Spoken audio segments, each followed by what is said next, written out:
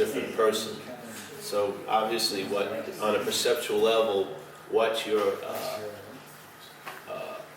attributing to the person is the body look. Because as soon as just a little change in the nose, he didn't look like, what's his name? Yeah, just like that. After you've been watching him for pretty steadily for an hour and 40 minutes, one little change, and perceptually you're thrown off. So you have to see, hey, Don, good.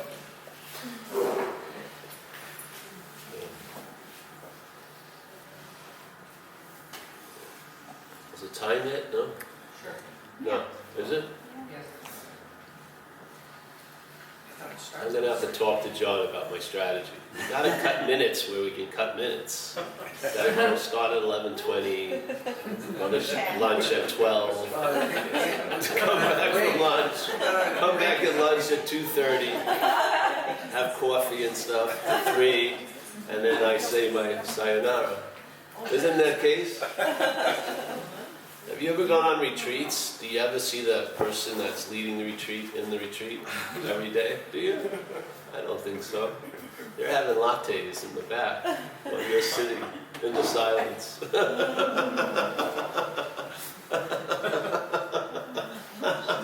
not going to sit for 10 days. They think it's crazy.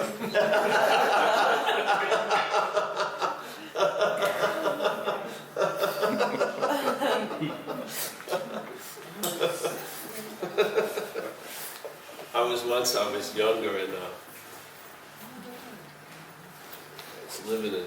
I moved to Australia, and there was a teacher there, and this lady I was with sort of knew that I was going to be trouble on the relationship level. So she was trying to take me to people who were like masters of relationships.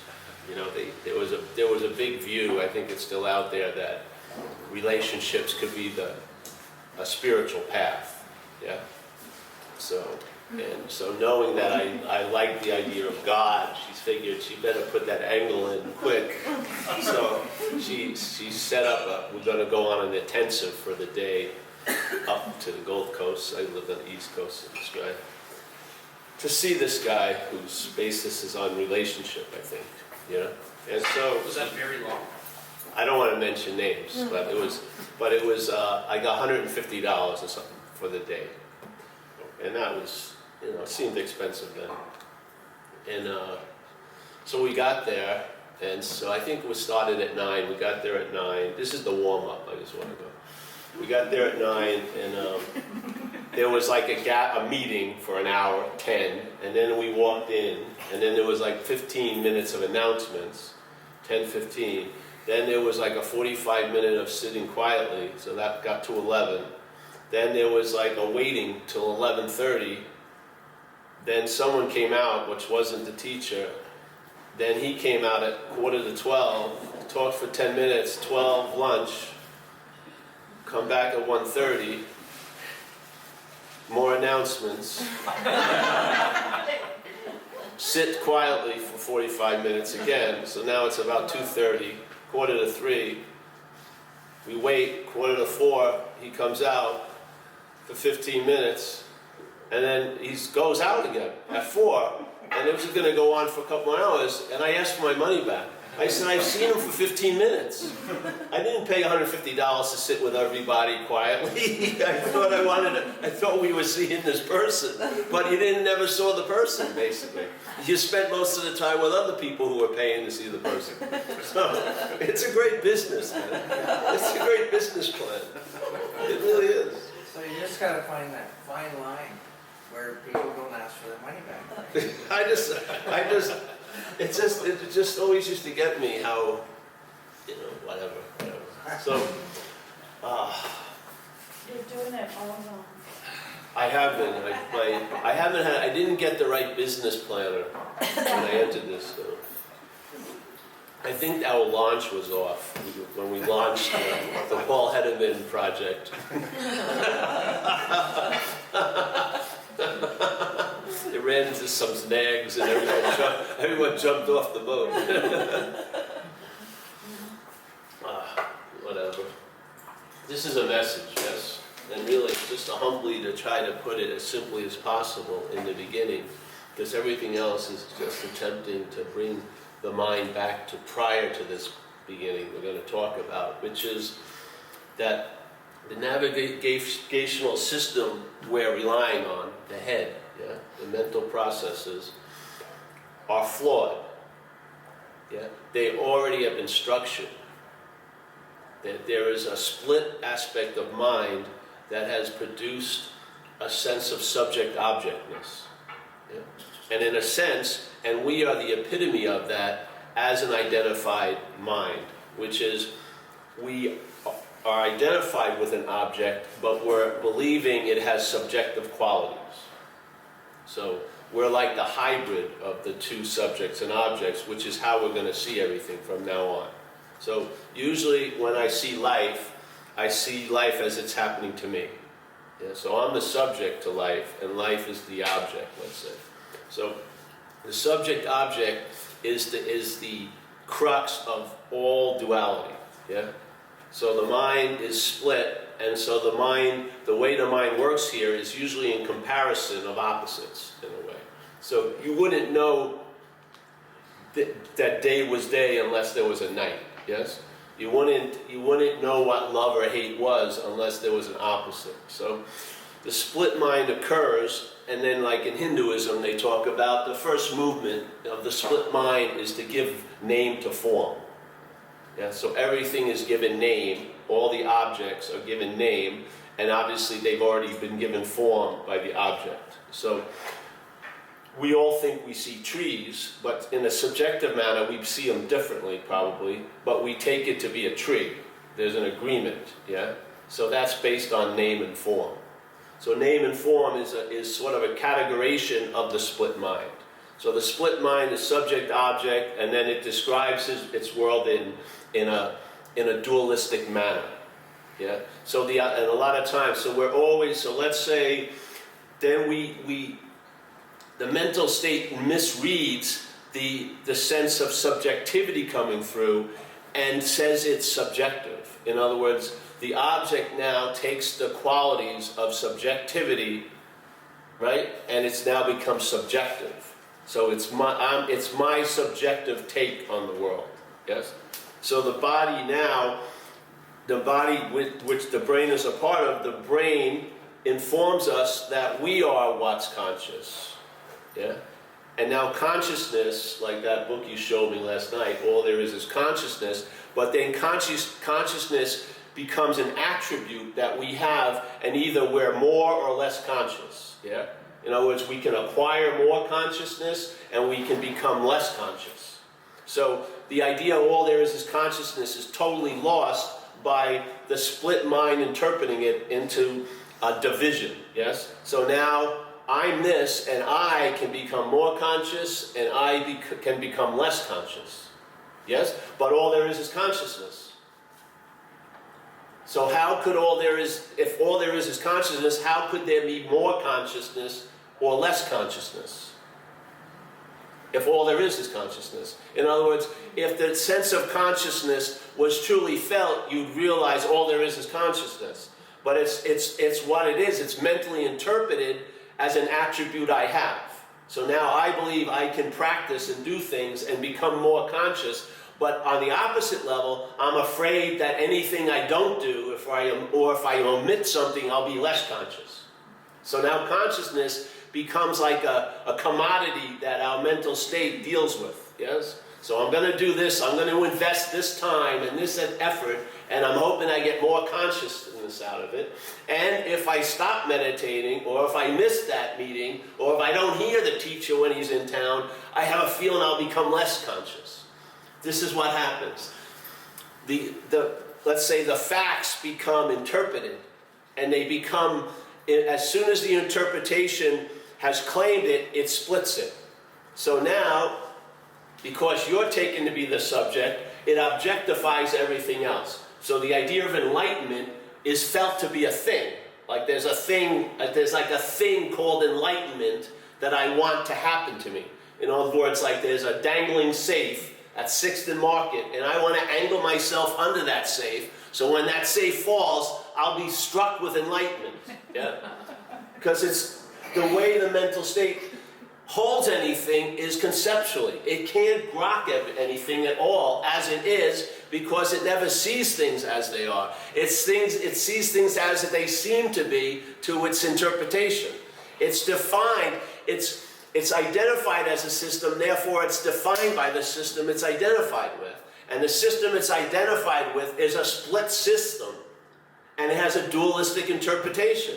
So our feeling is, oh, I'd love to know the truth, and it sounds like the truth is sort of like an object, doesn't it? Like it's somehow, maybe it's hidden in Iowa, in the cornfield or something. I'm gonna fucking search for the truth. You're never gonna find the truth, because it's not a thing. It's not a thing for you to have, for you to understand. Enlightenment is not something that can be acquired. You can't wake up. Do you wake up in the morning? Do you actually, all right, it's 5 minutes to waking up. Okay, I'm in my pre-waking up stage. Okay, check out the launches. How's my bank account before? I don't want to go into this day unless I'm sure.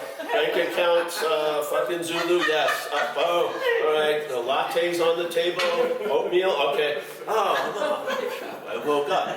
Yeah, I didn't. No, that's not how it works. Yeah, but we believe we can wake up. But it's based on the fact that we are asleep, which is the lie. See, you ever see these debates on TV? They're like torturous, really. But they bring up a lie, and they repeat it quite a lot, and then the lie is brought to a talk about, roundabout, and it's debated, which immediately gives the lie a relevance it doesn't deserve. So now you're debating a lie where the only thing you need to say about a lie is it's a lie. There will be no more, the TV, the news hour would be like a news minute, because it's a lie, shut the fuck up, and stop misleading people. Oh, and then, okay, let's go to our sponsors, which we're losing after today's program, and It would be done in a minute, literally. But what happens is, some assumption that's insanely untrue gets brought to the level of relevance, and then there's a debate about it, and then it's given life by it's just lazy, yeah? So this whole idea of awakening is based on the fact that something that's inherently so isn't inherently so. That I can do something to produce something that's unproducible and can't be done.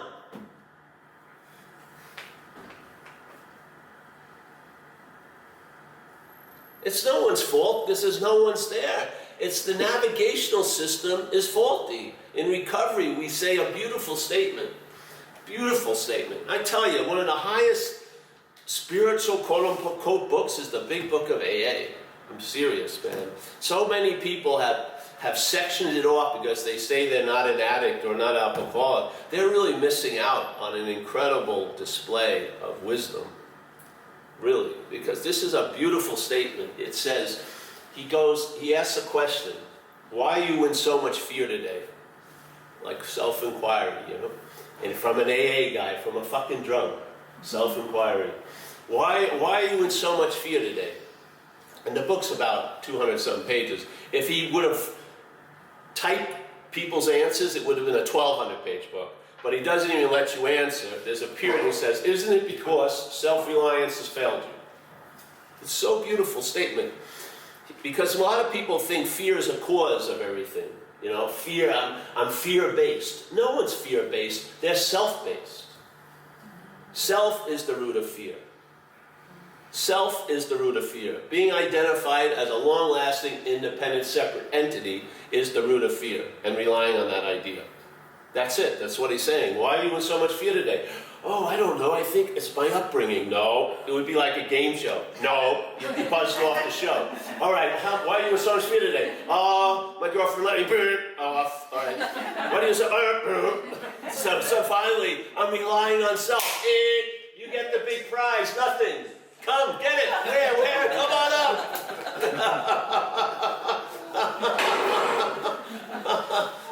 That's the thing. So it says, why are we in so much fear today? Just a simple question. He's not even asking for an answer because he gives it to you. Isn't it because self-reliance has failed you? So let's say there's thousands of variations of fear, all right? Mostly it's mental anxiety, basically. But let's say there's thousands of variations or manifestations of fear. Usually you think the fear is different because it's about a different topic, but it's different variations, let's say. But he's saying they're all rooted to a certain petri dish, which is the mind being in a position of relying on something that it's not. Yeah? An idea of itself instead of what it truly is. Yeah? Self is an idea, a mental idea of what we are. That's what it is. It's a mental assumption produced by the brain. You didn't have it when you were a baby. There was no sense of self for the first 12 to 18 months. Yeah? There was no sense of self. The brain had to develop to the point where the mental state started to occur, and a mental process is, I believe, it uses this idea of self to organize this whole place. Yeah? So it tries to make sense out of it by saying everything's happening to me. Yeah, yeah. It would be too scary to just think everything's happening. You would feel like, well, whatever, the mental state would feel very uncomfortable, which is great news. Because if you can, that's why this isn't a place where you're going to be coddled and cuddled. I hope I irritate the hell out of you in a lot of ways, because we need a little more irritation than a little more loving gazing and, oh, come here. No, fucking, let's rub against its surface and see what it brings up, yeah? Let's rub against its surface, just see what happens. So reliance, I'm sharing a part about out of the big book of AA, and I think there's some people that are in recovery here today, so I want to lay it on you, man. Very important statement. Why are you in so much fear today? Isn't it because self-reliance has failed us? Okay, so you want to break it down? What's reliance on self? What would be the highest form of reliance on anything? Being identified as it. You can't be more relied on an idea than take it to be yourself. You can't. It's the highest level of reliance, being identified as it. So it's in the identification as self that the fear gets to grow. That's the petri dish. Yeah? The petri dish that spawns all mental anxiety, all fear is the mind, the big M minds, falling under a spell, seemingly, that it's a body. Yeah? It's as simple as that. Everything arises from there. Yeah? And then the big clinker is this. All right, now you've been offered this possibility, and it says one of the fundamental axioms is that self can't get out of self. So self, hearing that it's the problem, may want to try to leave the problem, but it's going to try to vacate the problem as the problem. This is the deterrent that's very difficult. It's impossible to overcome. You're never going to get out of self as a self. Yeah? You can't you can't leave the system that's producing you. Self can only appear in the mental state. It can't leave the mental state, and there isn't going to be you going into the being state. The being state is the absence of you. That's the whole point. See, this is the dilemma, because we hear that this giant spiritual party's going on, and it's great, but the only thing is, you can't go. No, I want to be there to enjoy the party, but as soon as you arrive at the party, it sucks. And so, okay, all right, well, I'm going to go the back way. And then you try to get in the back way, it still's going to suck. And then maybe, all right, I'm going to take the 5,000-year-old well-worn path to get to the party. It's still going to suck when you get there, because it's based on your absence. That's when the presence is available. The presence isn't available to the false presence that we're calling ourselves to be, which is truly absent. So the whole point is not to look for the truth, but to look at you and see if you're that. If you're not that, then the whole game changes. Yeah.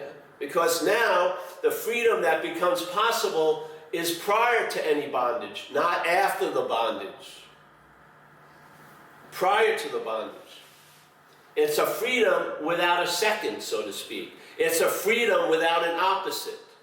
It's a peace that isn't felt based on conflict happening before and after it. It's something totally foreign to the system we're relying on. And this is what we say in AA. You're going to have a new attitude and a new outlook on life. Not a revamped attitude and outlook, not another model of the same Ford line, but you're going to have a whole new vehicle. You're going to have a new attitude and a new outlook. It's going to have nothing to do with the old attitude and the old outlook. It isn't like for me, there was an old man in AA called Chuck C. who wrote a great book called A New Pair of Glasses. So he would say the thing was that alcoholism is a distortion of how you see things, yeah? So alcoholism was like a pair of glasses on that causes you to see anxiety or threats where there aren't any threats. So you see catastrophes when there aren't any catastrophes. You see people out to get you when there's no one out to get you, so on and so forth. It produces like a funny house type of view of life, yeah? And the only thing you really cling on to is that you're right, you know? I'm right, they're thinking about fucking me, I'm right, yes? So he would say a new pair of glasses would be the AA program. So you get the AA program, and you put the glasses on the other glasses, and it would correct the first glasses. So now you would see better. But what we're saying here is feel around and see if what you're calling your eyes are on a pair of glasses. Yeah? You may have a pair of glasses already in place that you've assuming to have been your eyes for a long time, where you never reach up and touch it. You just assume, oh, this is me seeing. So I need to correct it, so I'm going to have to get something outside of myself and put it on so that thing can help me see better. But if you would feel it, you'd see it's a foreign installment. And when you take them off, you don't need any pair of glasses. You're seeing anew. Like Jesus says, you have eyes to see and ears to hear. The eyes that we're calling our eyes are fabricated. They're formatted. We're looking at everything in a self-centered manner. And it's a perfect description. Our perceptions are centered on selves. It's centered on things. Our thoughts are centered on things. Our interpretations of sensations are centered on things. It's called self-centeredness. That's what the mind is relying on. It's relying on what the mental process is presenting and taking it to be God on His truth. The correction is not even a correction. It's you see that the problem cannot possibly be so.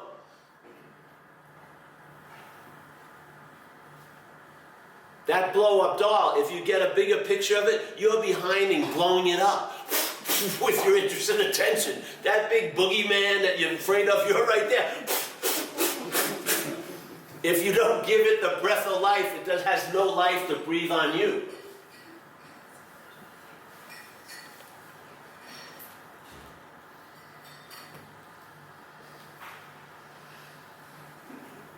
Any mental process takes time. Any and every process takes time. We are believing a product of a mental process. So our day starts, let's say, at square 3. Yeah, on this game board of life. So we wake up, because it's me, and I'm doing this, and I'm seeing this, and I'm having this. So that's the established alpha point of the game board, called life. We believe it's 0, yeah? If we think there's a God, we think that God is above the game of life, you know, and that we want it to assist us to move around, but we're going to be the piece. But we're at square 3, but we think it's square 0. So if you look at a game board from square 3, it's going to look totally different than from square 0. So, okay, the mental process is producing a sense of self. And after it produces the sense of self, and you now have a sense of being a self, you have a sense of being a historical self. You believe that you have been here. It's produced. You believe that you have been here, and that belief is fortified by memories, which is also a mental process. Yes? So the memory, every time you remember an event, like we said last night, all you can remember is another memory of it. You can never go back to the event because it's not fucking happening. Yeah? All you do is go back to another memory in the memory banks of a mental process. So you're totally running around this rat labyrinth of the mental process, attempting to find a solution to what it's producing in it. Yeah? As the product. So self wants to get out of self, but as a self.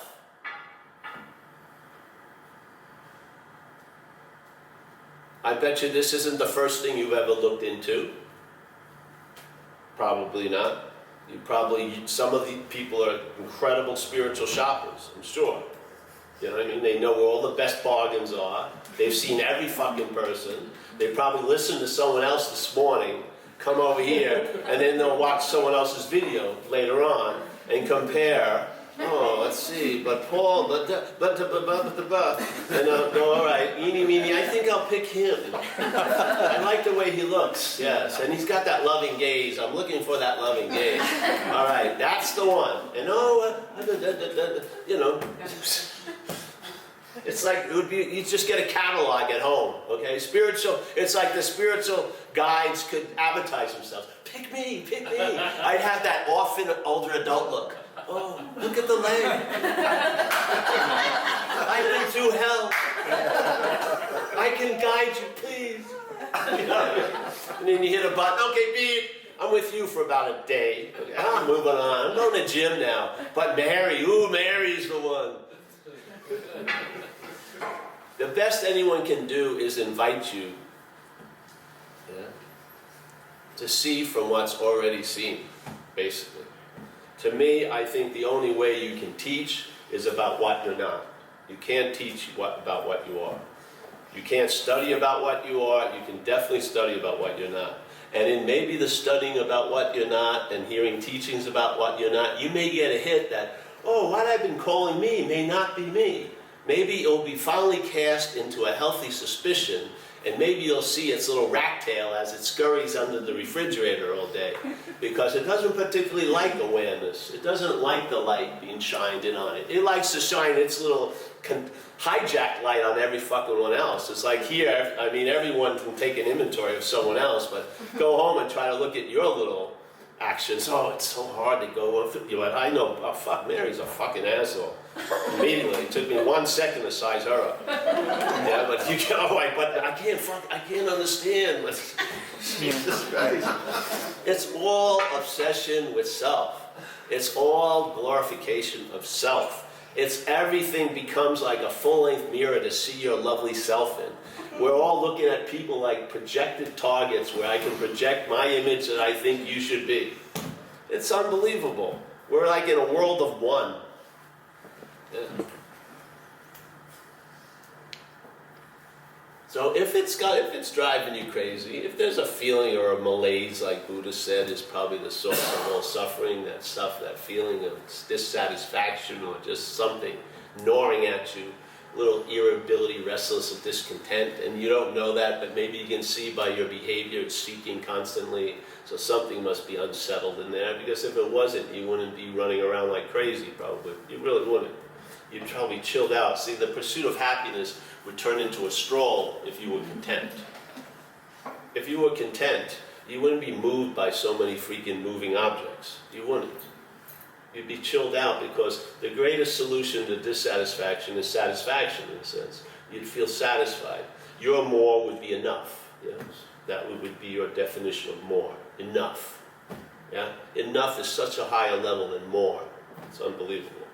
So, but if those things aren't being exhibited, maybe, just maybe, there's certain something going on that isn't being addressed, but it's playing a huge influence on your life, like a weather front hanging over every one of your sunny days. Yes? Something leaning on the fringe, you know, a little anxiety, a concern, something. That little phantom seems to chase you, your own little shadow, let's say. Well, the solution, in a sense, is to see right where you are, instead of trying to look from where you are, and then the truth, because you'll realize what is the truth. Yeah? Just maybe. That's my hope. Because then you can be just chilled out while you're looking for things. Yeah?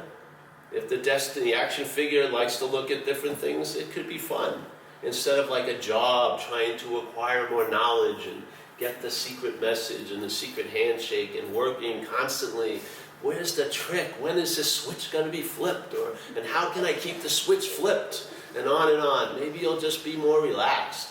You know, and what happened with me really, the need to be liberated was, I was liberated from that.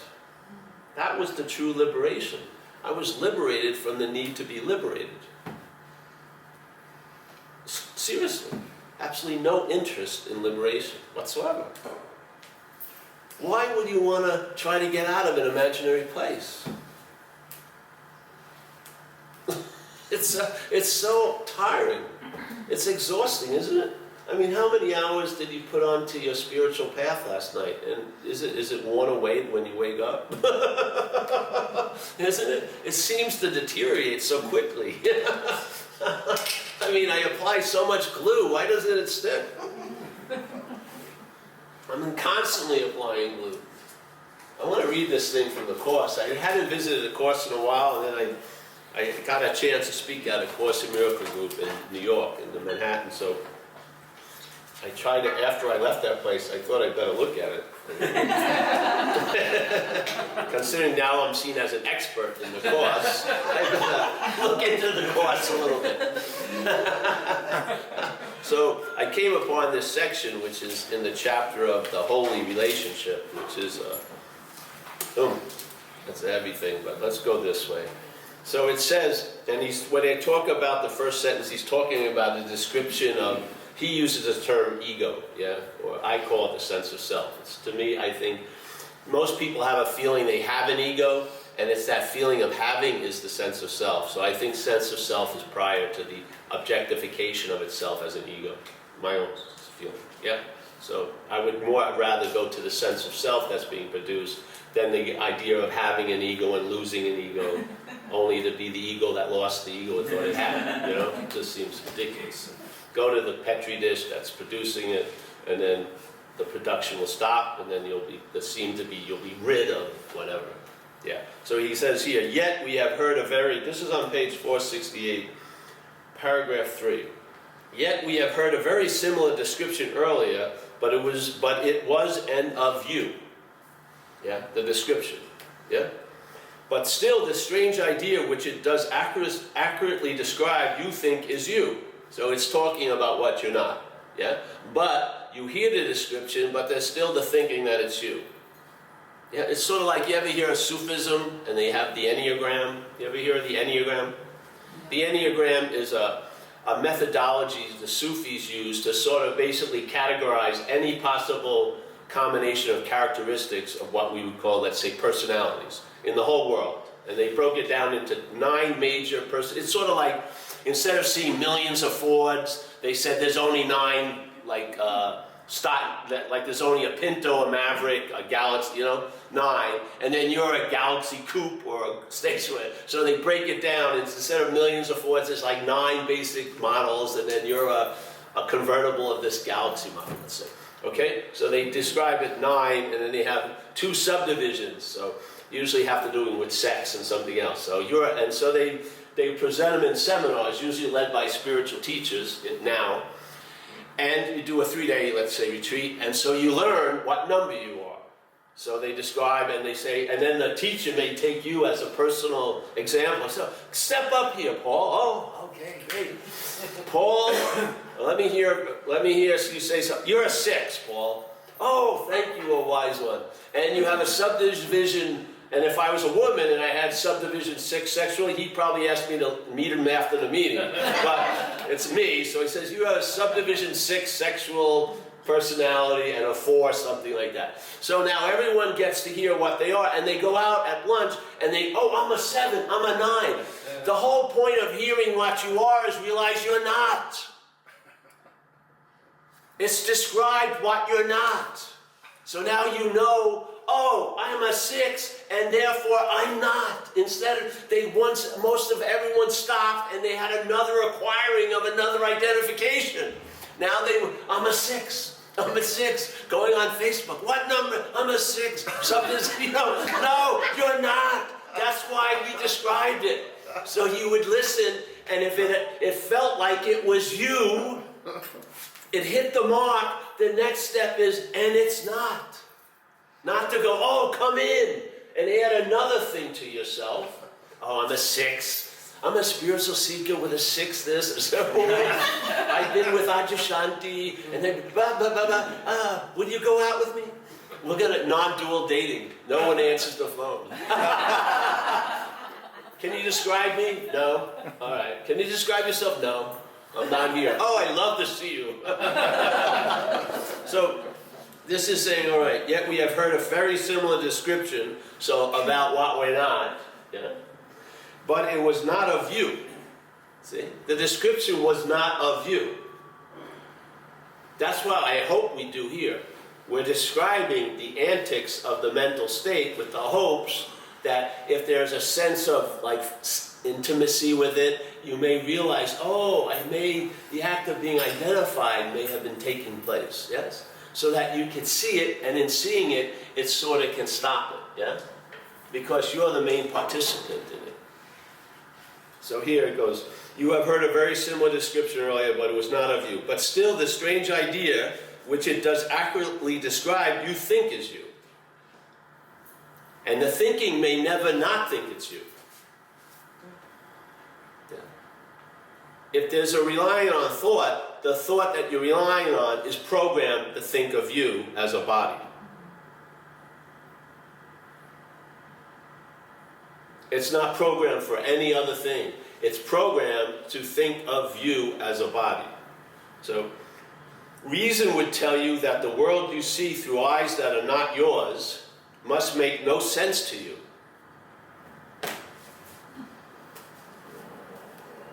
Let's say reason or wisdom, whatever, would tell you that the world you see through eyes, the looking of self-centeredness, that are not yours must make no sense to what you are. Make no sense to it whatsoever. To whom would seeing such as this send back its messages? In other words, what message is, where the mental state is only sending back a message to the mental state. The message isn't for you. It's for the idea of you. I want to say this again. Reason would tell you that the world you see through eyes that are not yours must make no sense to you. To whom would seeing such as this send back its messages? To whom? To the whom that you're not. It's like the mental state's language, the thoughts are the language of a mental state. They're not the language of the heart, or the language of being, or the language of mind, because there isn't any language of mind, the heart, or being. This is totally to inform itself about itself. That's what the thought system is. Yes? If this is not your vision, what can it show to you? What it can show to you, it can show you what you're not. It can be the loving reminder of what you're not. Every time you perceive a thing, you realize it's not them and therefore not you. Not a practice, not an affirmation. It will become a living realization. In all the seeing, now the seeing itself will convey a message to what you are, and it will tell you what you're not. If this is not your vision, what can it show to you? The brain, which is what's producing the sense of self, the brain cannot interpret what your vision sees. The brain can interpret the perceptions that are programmed, the feelings that have been claimed, the thoughts that is of its system, that it understands completely. But it has no understanding of vision. It has no understanding of being. It can't claim it. It can't share it, it can't acquire it, it can't be it. The brain cannot interpret what your vision sees. This you would understand. The brain interprets to the body. The brain, through the thought system, interprets life due to the body. The body is the reference of the system we're relying on. Self-reliance is the cause of all fear. If you follow and you hook what's said here to the AA statement, self-reliance is the petri dish of all anxiety and fear. The brain interprets to the idea of you being a body. It interprets life and translates it into language, and it forms itself that this is happening to you as a body.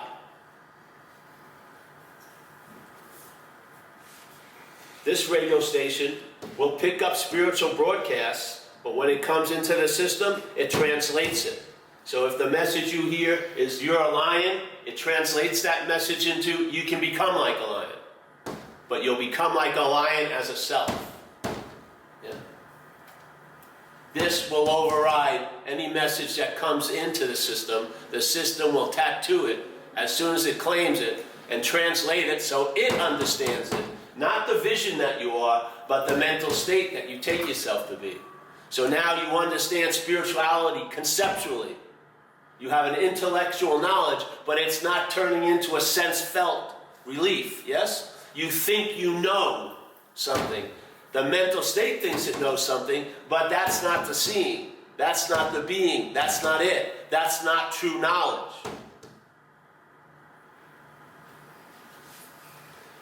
The brain interprets to the body of which it is a part, but what it says you cannot understand, yet you have listened to it. And long and hard you try to understand its messages. You have not realized it is impossible to understand what fails entirely to reach you.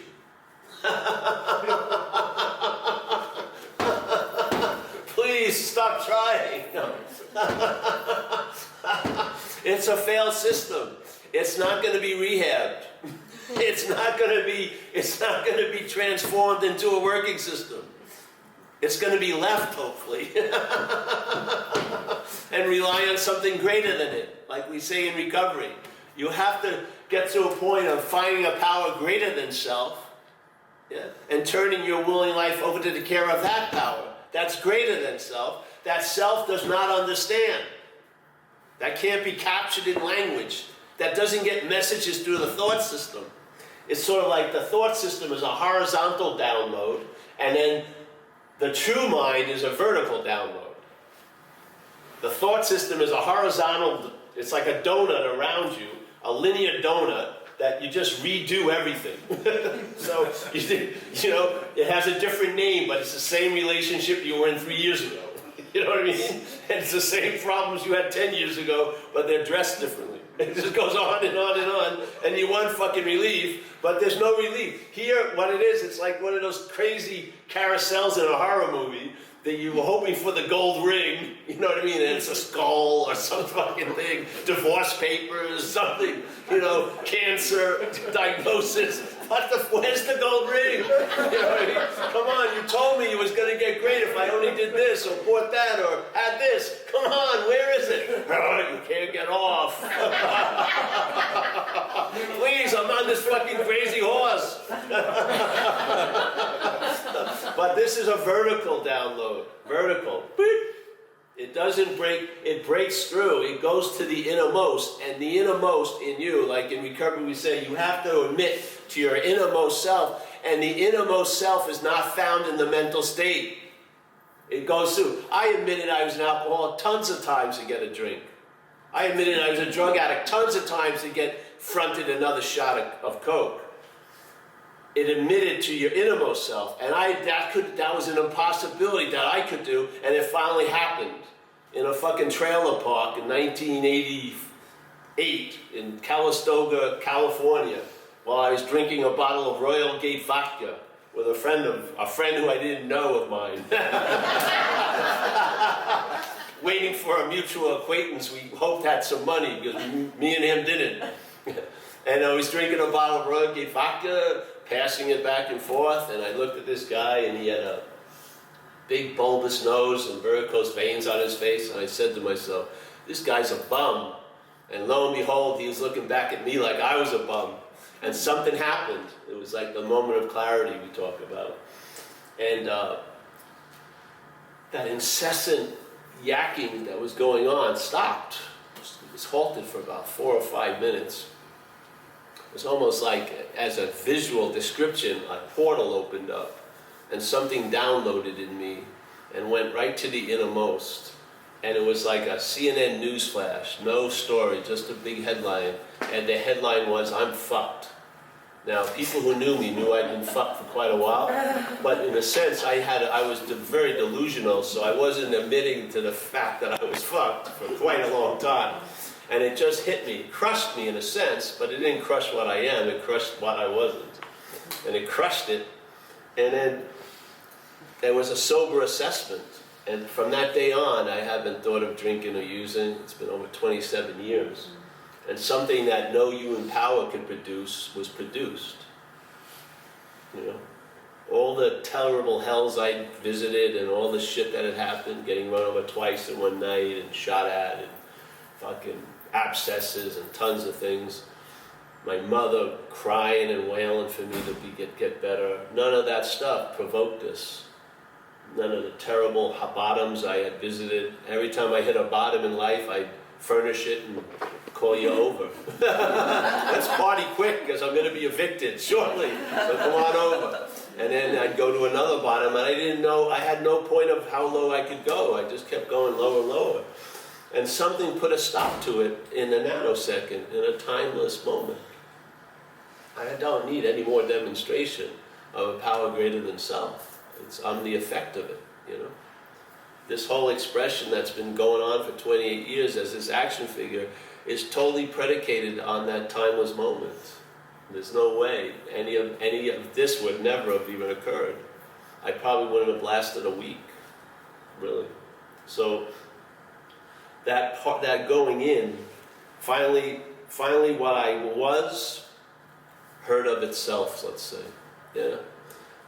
And it was the beginning of that thing that was complete, totally complete in no time, has now broken open for 27 years, yeah? And it just continues to break open. I mean, it was totally complete. The download was immediate. It's all done. But the dunning of it has been going on for 27 years. What a fucking joy. It's like a description of a statement in a course I always liked, which is, you and I are dreaming this dream, and we're going to dream ourselves out of it. Yeah, it's a beautiful statement. And while we're dreaming ourselves out of it, the dream will get happier. It's pretty nice, eh? So we don't have to kill the dream or deny the dream or get over the dream. The mind itself will use this dream to get out of it. Yeah, it's the dreaming. Why not? So let me read a little more. So you have not realized it is impossible to understand what fails entirely to reach you. You have received no messages at all you understand, for you have listened to what can never communicate at all. Think then what happens. Denying what you are and firm in faith that you are something else, this something else that you have made to be yourself becomes your sight. You become identified as self, and now you look at everything from a self-centered point of view. It co-opts everything, claims it, and now it's using it for its own agenda and its own ends.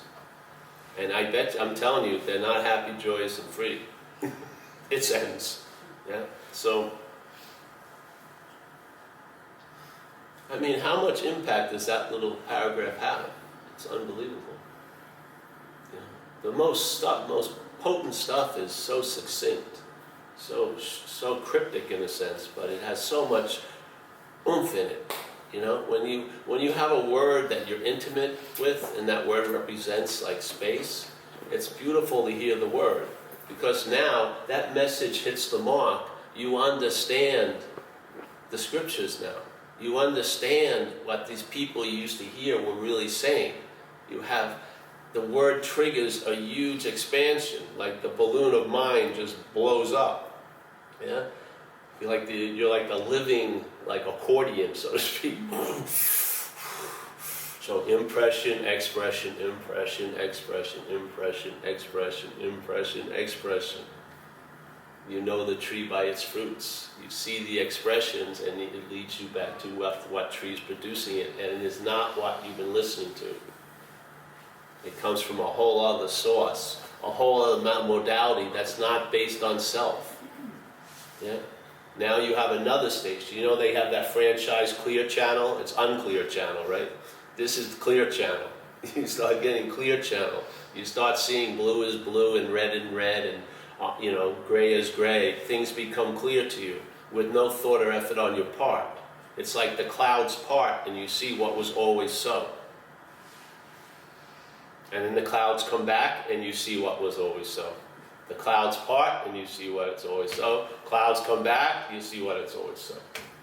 The clouds don't have the ability they seem to have before. The clouds don't separate you from what's always so, because what's always so is looking at the clouds. Yeah? Nothing can get in front of you as you.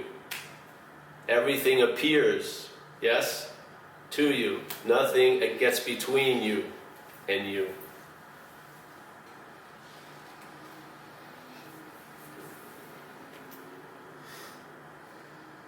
I have more time to waste, don't I? Yes. I'm bringing in all my arsenal today. All right. There's another one I like. This is from a devotee of Sri Ramana Maharshi. He was with him his whole life, and I just love this talk. So I'm going to share some of it with you, okay? Jazz improvising. Give me John Coltrane's, what is that? Love, remember that song? Dun, dun, dun. Yeah, okay. I can go off on that. I can rip. So I gotta look at some chords here.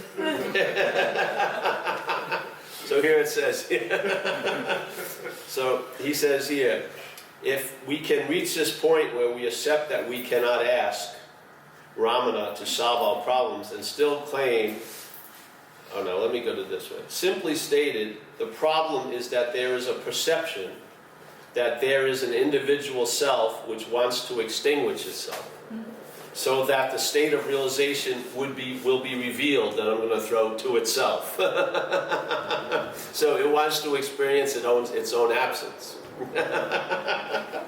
Simply stated, the problem is that there is a perception that there is an individual self which wants to extinguish itself, so that the state of realization will be revealed, but anything which this individual self tries to do to eliminate itself merely prolongs its own seeming existence. Ooh, this is a conundrum. How can I get out of me? Let's see, I thought it was working. Wouldn't it be better if I had like an old worn leather book that said, like Sanskrit? I know, it's just a mimeograph. I should have had better props. It'd be more convincing, wouldn't it? If I had one and carried it very. Okay. No, I just went to Kinko's and bring them.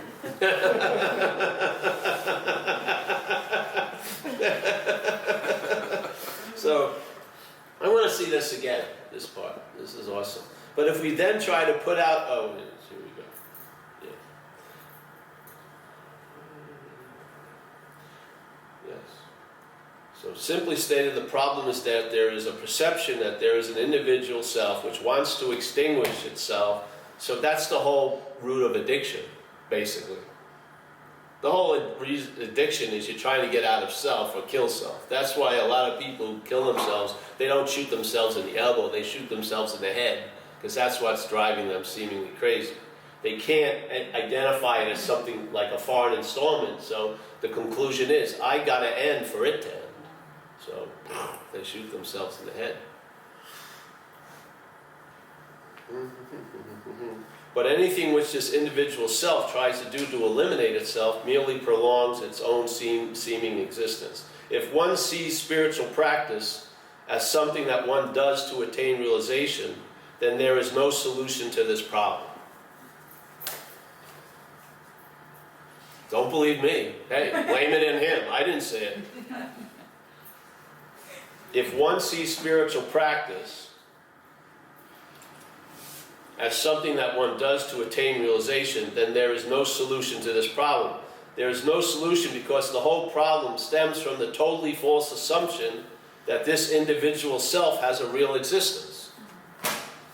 This is the primary dilemma. It's not that you haven't gone to the right place, you're taken off from the wrong place, basically, yeah?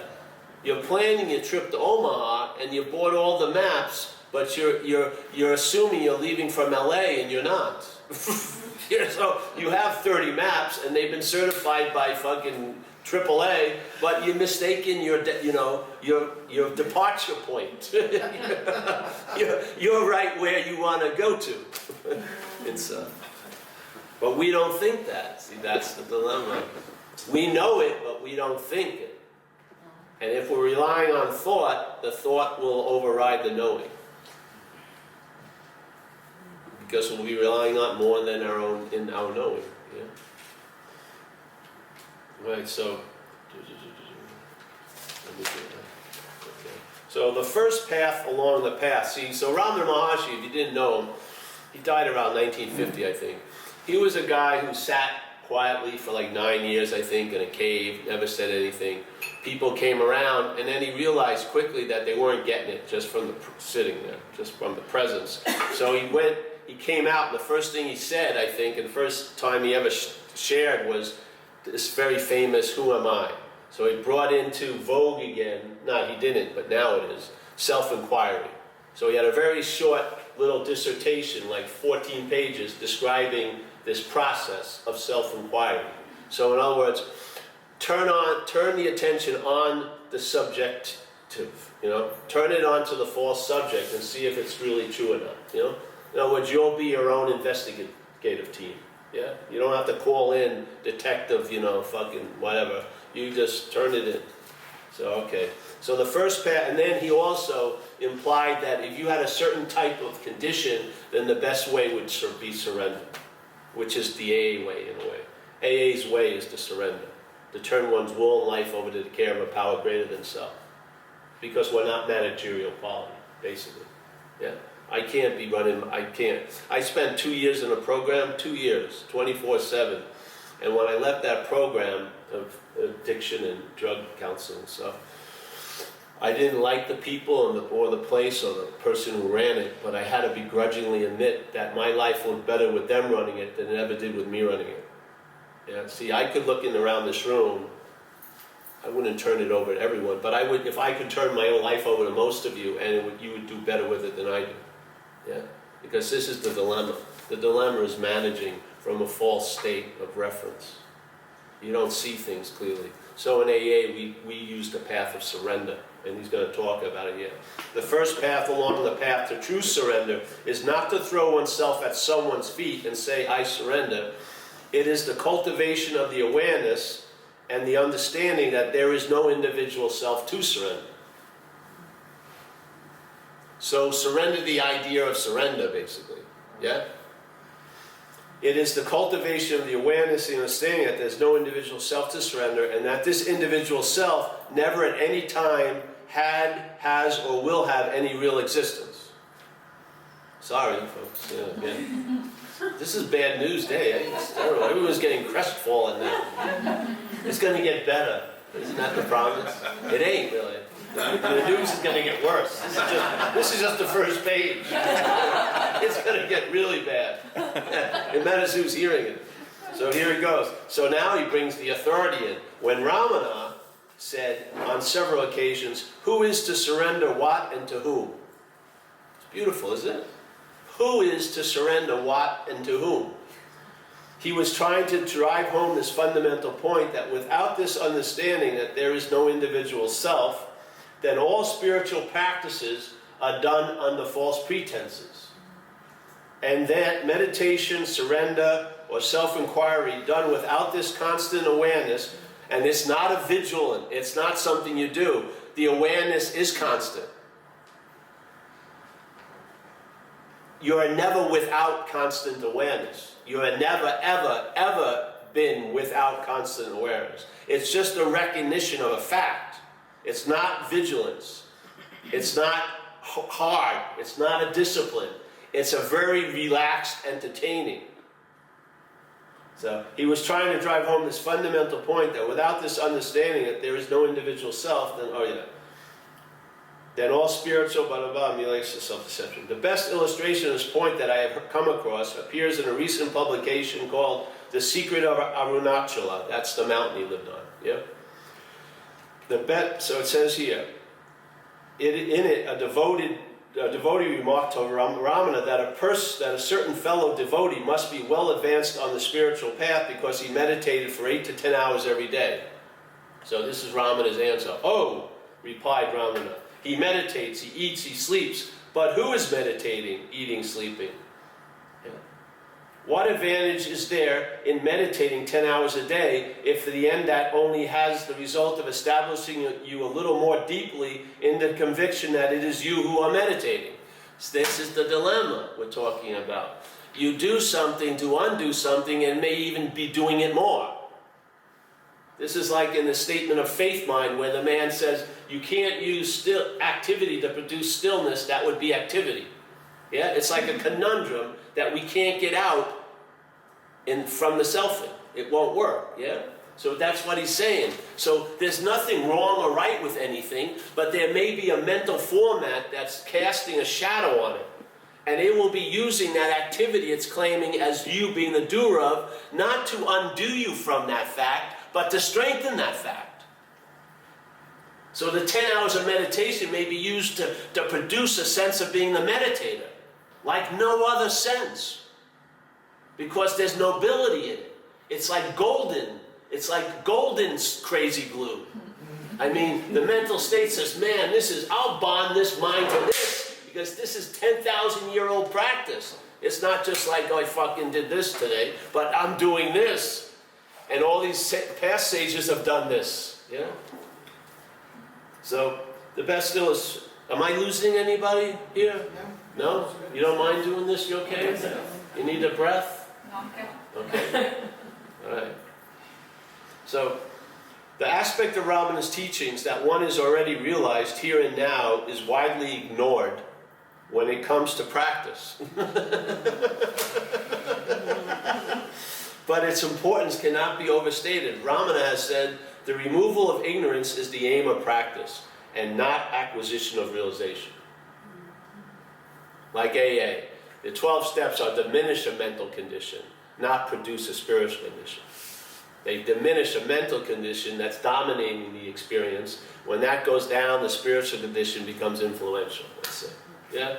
You don't want to try to get to the spiritual condition from the mental condition. That would just be promoting the mental condition. So, yeah? So you get the mental condition, you just do the steps. It looks like you're going to get the C, but not by A and B. You do the steps and these things occur. But they wouldn't occur if you went directly at them. You just do the steps and they get produced as a byproduct. Yeah? So the mental state diminishes, then you start seeing anew. So, again, the removal of ignorance is the aim of practice and not acquisition of realization. The most fundamental piece of ignorance is that there exists an individual self who is going to do practice, and that by doing practice, this individual self will disappear or be merged in some super being. That's going to happen tomorrow. Merging into the super being. I would imagine around 3:15, 3:30, don't miss it. It's just right before we end. And after you give your donations, that's when it's happening. Yeah. Until this concept is eliminated on the mental level, because that's the only place it needs to be eliminated, yes? All it has to do is be eliminated on the mental level. It doesn't exist anywhere else. It doesn't appear to exist anywhere else. It is not an exaggeration to say that one is wasting one's time in attempts to surrender or to inquire, who am I? Correct attitude and correct understanding of this matter are of preeminent importance if the application of Ramana's teachings is to be successful. That's like in Buddhism where they have the Four Noble Paths, and then the Four Noble Truths, and then they have the Eightfold Path. Yeah. And if you look at the Eightfold Path as a linear process, the first part is right view. Yeah. And I forget the other 7. I think it's right livelihood, right understanding, right meditation, right this, right that, right that. So a lot of times in selfie, you believe that if you start at right, let's say practice, it will produce the right view. But that doesn't how it works. The rightness of the view migrates into the activities. It's not produced by the activities. Yes? That's why it starts first with the right view. So they would give you the understanding of non-self, yes, with the hopes that, okay, so when you're doing something, it would be a non-doing because there wouldn't be the identification as the doer thereof. Yeah? So you could, instead of trying to clean up a mess, the mess wouldn't be produced. You would stay, yes, yeah. So this is what he's aiming at, in a way, getting to the direct point. Yeah. So returning now to the practice of surrender and bearing in mind that necessity of maintaining the right attitude with regard to the non-existence of the individual self, there remains the problem of how to surrender, since the mere desire to surrender invents an illusory person. Who is going to surrender? Yeah. So how can I get around if I surrender, not producing that illusory person who's going to be the one who said it's surrender? Yeah. He says, well, the key to this problem, and the key to all problems connected with the practice of Ramana's teachings, is to bypass the mind and move to the realm of being. And there's no, it's not a, you don't need a moving van. There's no step there. Yeah? There's no step. There's the mental state as an activity, and then all around it, all under it, all over it is being. Yeah? You don't have to move 1 inch to drop in. So the key to the problem, and the key to all problems connected with the practice of Ramana's teaching, is to bypass the mind and move to the realm of being, the small mind. One cannot truly surrender without escaping from that vast accumulation of ideas and desires we call the mind. And according to Ramana, one cannot escape or destroy the mind by any kind of mental activity. So the self can't get out of self. Ramana's solution is to let the mind subside to the point where it disappears, the mental state, and what remains when the mental state has subsided is the simple, pure being that was always there. In a conversation and talks, Ramana gives the following illuminating answer. It is enough that one surrenders oneself. Surrender is to give oneself up to the original cause of one's being. One's source is within oneself. Give yourself up to it. That means that you should seek the source and merge in it. Yeah? Not through the mental state, but from the mental state. Yeah? The merging is from the mental state, not as the mental state, or for it, or through it. Yeah? So when there's relief from the mental state, there's the merging. There's not even a merging. There's the sense of being, and the sense of being immediately informs you that it's always been available at all times, and that nothing at all has ever happened to change that. Yeah? Or will ever happen to change it, or ever did happen to change it. So there is an immensely profound statement which not only sweeps away many of the myths that surround the practice of surrender, it also shows an indication that the route to the rediscovery of the self, the big S, or let's say the mind, is the same whether one chooses to label it surrender or self-inquiry. If we examine this statement closely, it is possible to extract 3 important conclusions regarding Ramana's attitude and approach to surrender. Firstly, there is no external deity or manifestation to whom one must surrender. Secondly, the source of one's being is within us. And thirdly, and most importantly, true surrender is to go back to the original cause of one's being and remain firmly and continually rooted there. Yeah. Really, there's not much to do. If you look at it, you are rooted there no matter what. So, yes? The true surrender is to go back. There's no need to go back. The original state's always here. Yeah? So every requirement is already fulfilled. That's the end of the session, the end of the day. It's already done.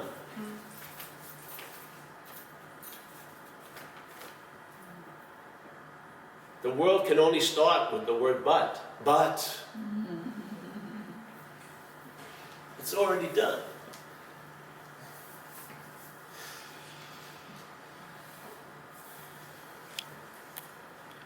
It's there. We just don't think so. Yeah? And then some weird feeling is used to convey that that's true, that we're not there. But the feeling has been totally hijacked. You don't even know what you're feeling usually. Some people they constantly call excitement nervousness. Yeah? They have the name and forms are so skewered, you don't even know. Oh, I feel angry. Do you really know what you feel?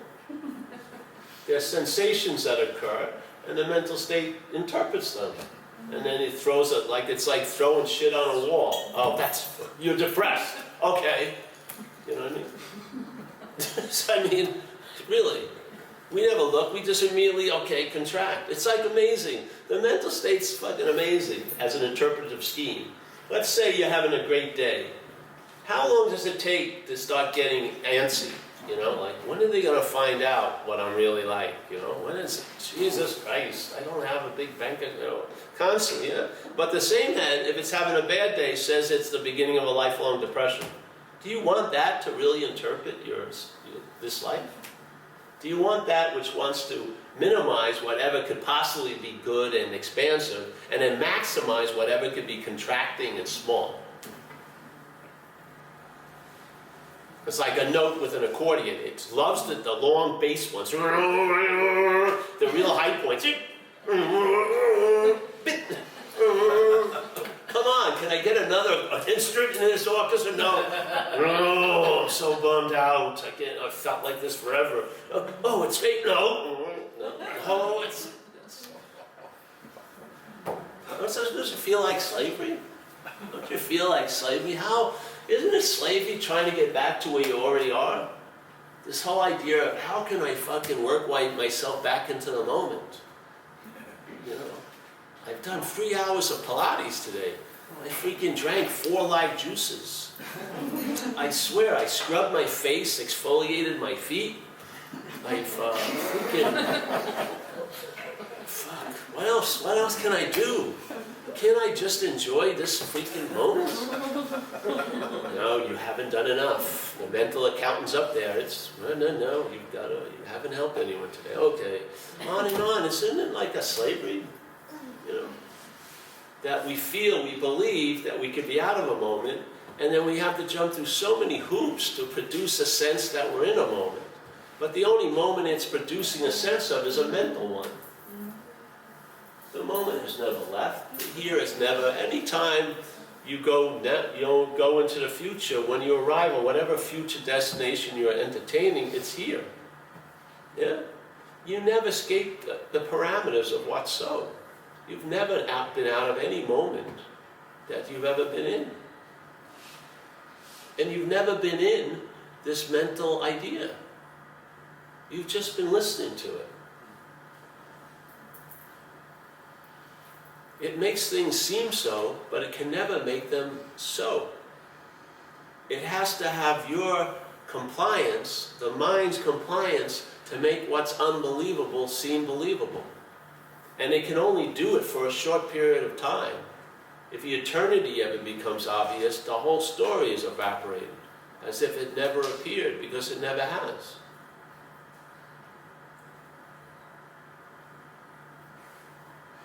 When you go into deep sleep, where do you go every night? Have you ever brought back any souvenirs from that? Have you? Every night, we disappear completely off the mental map, don't we? The whole system that's producing this whole kaleidoscopic event, or the interpretation of it, shuts down like the circus leaves town, basically. The clowns are all gone, the dung of the elephants have been cleaned up, everything's thing, and there's no kaleidoscope, whatever thing going on, no monkeys, it's all done. And then suddenly, they're back, it comes back to town, and I go, another show, another day in Toronto, you know? Either you're a trained monkey or you're the monkey handler. You know, you got a boss, or you're the employee. You know what I mean?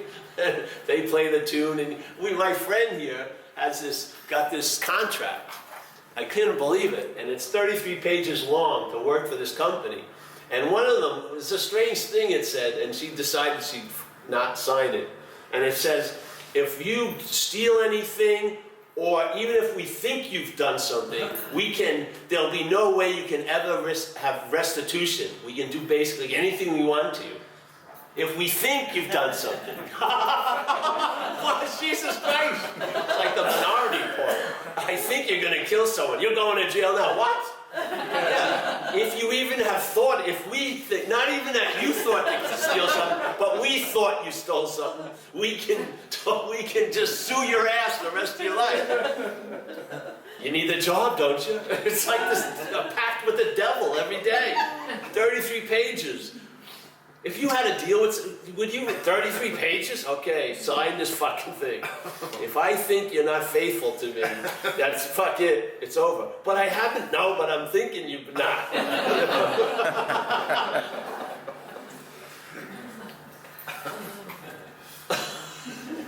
can't believe what we put up with. It's fucking mind-boggling, you know. And they know we're just gonna roll over. Jesus Christ. The fear of, not being taken care of, and sell our mother for it. I saw with me an addiction, man, the prostitution, the incessant prostituting. What was incredibly valuable for absolutely nothing of value all day. And thinking you were getting over, which is the mind-boggling thing. I really thought I was getting over by acting like I liked that rich lady so I can live in her house and drive her BMW. When I couldn't, I hated her and hated me. On and on and on it went. So we go to lunch now? Sure. Yeah? Thanks. I think I better talk later, just my own talk. I've gotten very serious. Yes. Did you like this thing? You like it? Yeah, you did? You did? All right, good. Did a lot of meditation and retreats in different countries, like India and Thailand and Burma and stuff. And I didn't know, well, I had a feeling, but at the time there was that mental state, like that weather front. I never could see it, but it was totally translating everything that happened as me being the doer of it. Yeah. So everything that I was doing to free myself was a form of bondage. It was mind-boggling. It was such a, in a way, when it hit me, it came like a house of cards collapsed on me. The mental state was so discouraged and disillusioned, because it had spent all this time, it thought that it was its time, doing and doing and doing and doing and doing, having like a cup of soup at 10 in the morning and not eating all day. I'd lose like 20 pounds on these retreats in Thailand because you wouldn't eat much. They went the way it was. Now you go to these retreats, you got sumptuous vegan meals 3 times a day. But in Buddhism back in the East, you only have one little bit of food before 12 and then you don't eat at all the whole day, and you do 13 hours of meditation, 14 hours, 7 walking, 7 sitting. And the accommodations aren't good. You're in a little fucking shack. And these guys have to be monks every year for 3 months, yeah? Little Thai teenagers. And they had the biggest fucking slingshots. And you'd be in an aluminum little shack and they'd be hitting it. It sounded like atomic bombs and you're in deep meditation. Boom! Boom! And then that one mosquito would be everything. Flying around the night, you hear, thou shalt not kill. 13 hours of being driven crazy by a fucking insect. Yeah. Yes. 4:30 in the morning, up again. Okay. I mean, it's beautiful. It's lovely. And you have tons of spiritual experiences, whatever you point of meeting it. That's how we miss it, We take ourselves to be at square 3, and then the game doesn't make sense. And we're hoping that by square 26 something will make sense, and then it still doesn't make sense. Then we hope if we get to square 53, and then square 53 doesn't make any sense. And then hopefully the mind breaks open at square 53, and what you recognize is you're at square 0. And maybe you go on to square 84 and it breaks open there and you realize you're at square 0. And then you go back to and revisit square 23 and that breaks, your mind breaks open and you realize you're square 0. Then you finally get the realization there's only square 0. And all the other squares were appearing. Yeah? It was always square 0. Anytime you break open, you are always in that realm of square 0. And then it informs you, you've never left. It just seems you're there and here and there and here. Yeah? It just seems, it's just appearing to be true or false to you. Yeah? There is no concrete parameters that square 53 can lay on you without your compliance.